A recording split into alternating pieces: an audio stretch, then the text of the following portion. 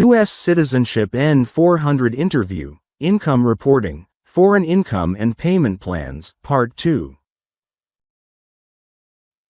Andrea and David remain in the same quiet USCIS interview room.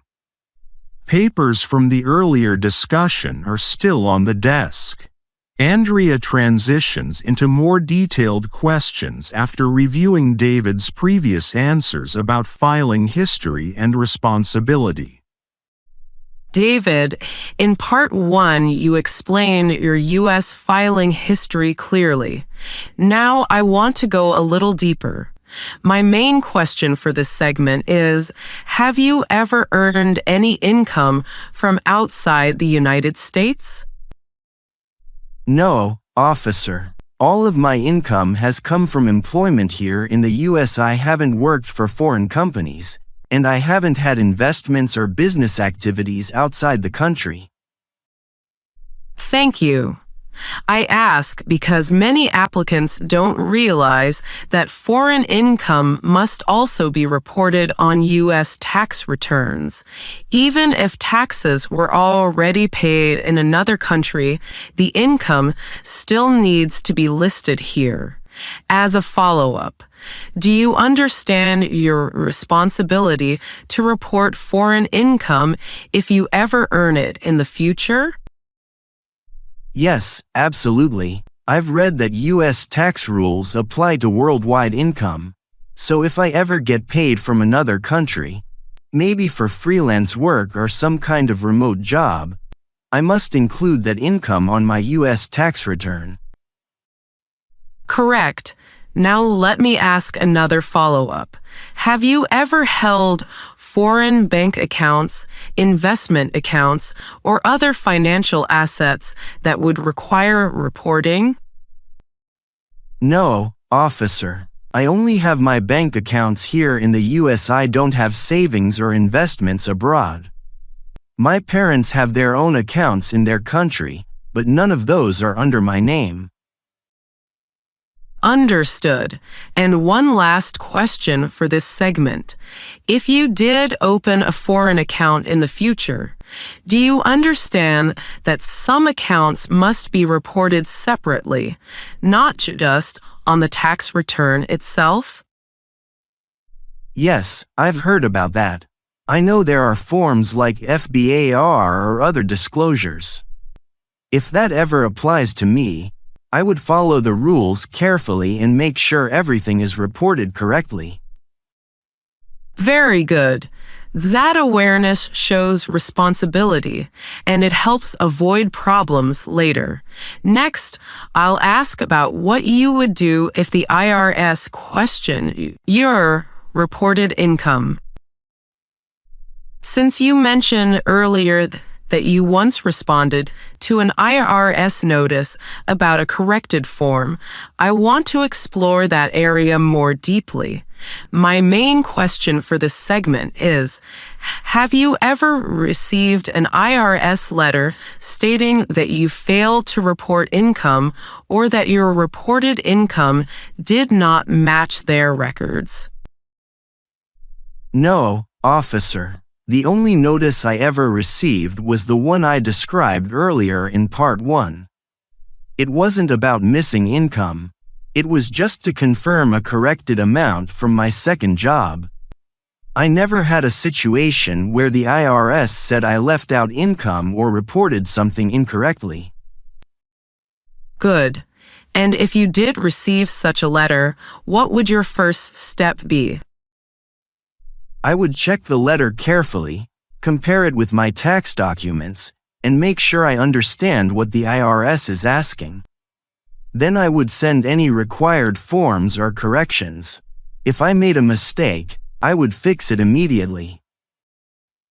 That's the correct approach. Now a follow-up. Do you understand that failing to correct income errors, especially repeated ones, can affect the good moral character requirement for naturalization? Yes, I do. I know that taxes are taken seriously, and accuracy is part of responsibility. If something was wrong, I would correct it right away because I don't want any record of ignoring an IRS notice. Very good. One more follow-up. Do you keep organized records of your pay stubs, W-2s, 1099s, and other income documents in case an issue comes up? Yes, I keep both digital and paper copies. I save everything for several years, and I also download documents from my employer's online systems. That helps me double-check numbers before filing. Excellent. That level of organization makes the process smoother and helps avoid misunderstandings. In the next segment, I want to ask more about payment agreements. In Part 1, you mentioned a short-term payment plan you used a few years ago. Now I want to go deeper. My main question is, have you ever entered into any other tax payment agreements with the IRS besides the one you already described? No, officer. That was the only time. It was a simple short-term plan, and I paid it off quickly. After that, I adjusted my withholdings, so I haven't had a balance due again. Good. As a follow-up, if you ever found yourself facing a larger tax bill in the future, would you feel comfortable contacting the IRS to arrange a payment plan again? Yes, definitely. I think communication is important. If I can't pay something immediately, I shouldn't ignore it. I would contact the IRS early, like I did before, and ask for a plan that matches the situation. Exactly. Now, another follow-up.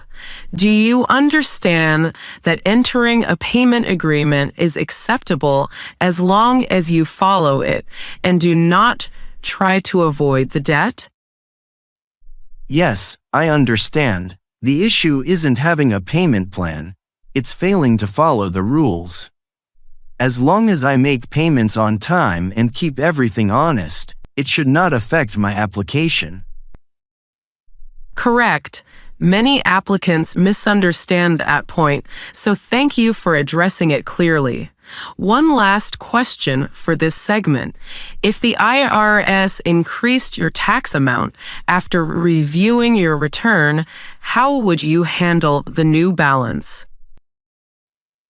I would pay it if I could. If the amount is too high for a single payment, I would again request a payment arrangement. I wouldn't ignore the letter or let the debt grow. I know that being proactive is important. Good. That understanding helps demonstrate responsibility. Now we can move into our final topic for today, accurate income reporting. My final main question for Part 2 builds on everything you've told me so far. Have you always reported all sources of income on your federal tax returns? Yes, officer. I report everything. I make sure to enter all W-2 income, and if I receive any 1099 forms, I include those as well. I don't try to hide anything, even small amounts. Good. Now, as a follow-up, have you ever been paid in cash for work? And if so, did you report that income? Yes, I was paid in cash a few times for small side jobs, like helping a friend's business with inventory. I kept track of the amounts and included that income on my return. It wasn't much, but I understand that all income must be reported, whether cash or check. Excellent. Many applicants misunderstand that part. Another follow-up. Do you understand that intentionally not reporting income can be considered tax fraud? Yes, I understand. Even if someone thinks the amount is small, it still matters. I don't want any problems with the IRS or with my naturalization process. so I tell the truth on my tax forms. Good. And one last follow-up before we complete part 2. If an employer failed to give you a form, how would you make sure the income is still reported correctly? I would contact the employer and request the form. If they didn't provide it, I would still report the income based on my own records, like pay stubs or bank statements.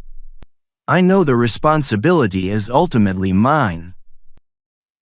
Very good, David. This concludes part 2. In part 3, we'll complete the tax section with final clarifications and a short summary of your tax history. Vocabulary note: worldwide income, all money earned anywhere in the world, which U.S. taxpayers must report. Foreign account, bank or investment account located outside the U.S. IRS notice. A letter from the Internal Revenue Service asking for more information or advising of a problem. Income mismatch, when the IRS has different income information than what you reported. Payment agreement, an IRS plan allowing you to pay taxes over time. Withholdings, money your employer takes from your paycheck for taxes. Income reporting, listing all money earned on your tax return. Tax fraud, a legal act of lying or hiding information to avoid paying taxes.